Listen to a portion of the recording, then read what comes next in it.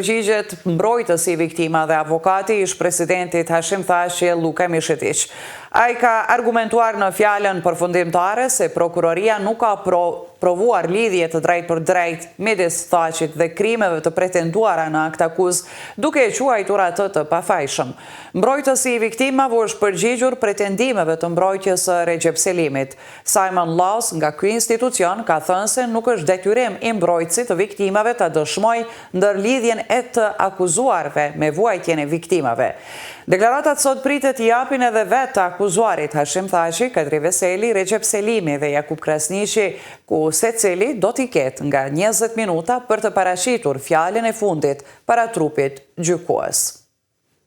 Mund të zgjidhen nga ajo nëse pranohet kjo ekspertizë dhe mesazhet e fillojmë me deklaratat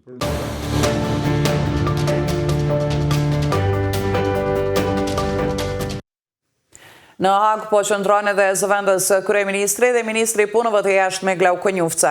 Ai para fillimit të seancës gjyqësore kundër 4-shës së UQ-s tha se verdikti final i këtij procesi të zgjatur do të jetë lirimi i shkrerëve të ushtrisë qlirimtare të Kosovës dhe kthimi i tyre te familjet. Konjufca tha se në ushtrinë qlirimtare të Kosovës nuk ishte ndërmarrje kriminale dhe se lufta e UQ-s ka qenë e pastër. Në Hag po qëndrojnë edhe familjarët e krerëve të UQ-s të cilët presin lirimin e tyre. Janë të gënjeshtërta, të paqëndrueshme.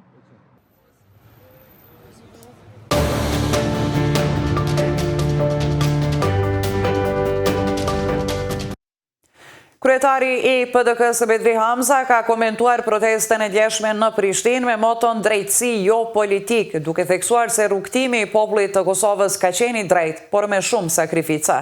Ai tha se dje foli populli, ndërsa sot do të flasin ish udhëheqësit Hashim Thaçi, Kadri Veseli, Jakub Krasniqi dhe Recep Selimi në gjykatën speciale në Hag. Një ditë më parë, qindra mijëra qytetar i kundërshtuan padrejtësitë e kësaj gjykate ndaj 4-shës së UQ-s.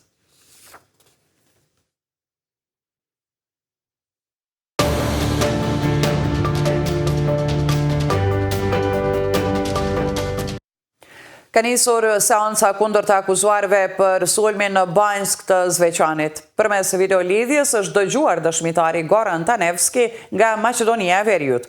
Ai ka treguar se gjatë sulmit ka parë persona të armatosur me uniform pranë hotelit dhe ka qenë i detyruar të fshihej në Bodrum. Tanevsk tha se nuk ka ardhur më në Kosovë për shkak të frikës dhe stresit të përjetuar nga ngjarja. Mes tjerash ka thënë se nga Banjska janë larguar duke u siguruar nga policia e Kosovës.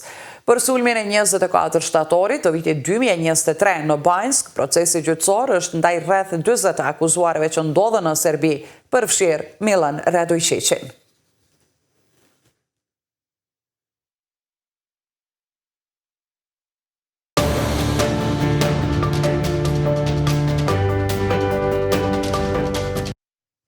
Deputeti i Partisë Demokratike të Kosovës, Artan Behrami, ka deklaruar se nuk do ta përkrahë një mandat tjetër të Vjosa Osmanit për presidente, duke theksuar se qëndrimi i partisë është për një kandidat konsensual.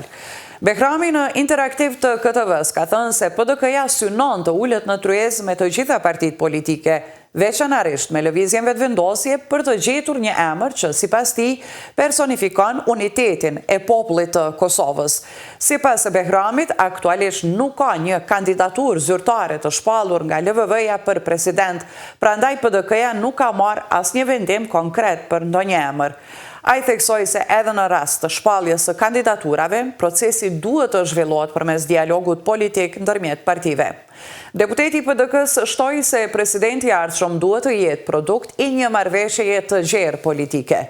Kuvendi i Kosovës duhet të zgjedhë presidentin e ri deri më 4 mars, një muaj para se Osmani të përfundojë mandati.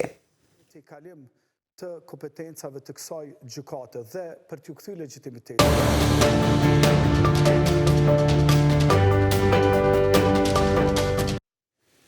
Bisedimet e paqes në mes të delegacioneve ukrainase, ruse dhe amerikane në Gjenev kanë përfunduar. Bisedimet zgjatën rreth 2 orë. Bisedimet ishin të vështira, por do të vazhdojnë në të ardhmen e afërt, tha kryenegociatori i Rusisë Vladimir Medinski pas përfundimit të takimit të sotëm, shkruajnë mediat ruse.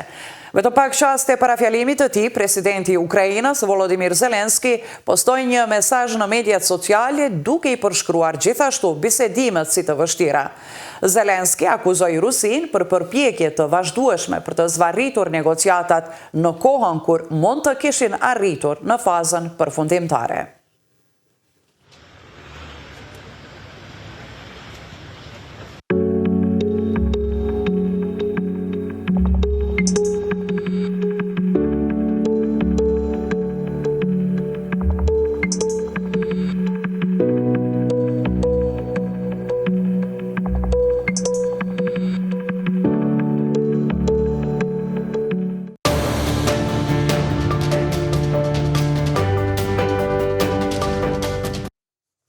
Ishin këto lajmet orës 12, ju faleminderit për vëmendjen, mirupafshim.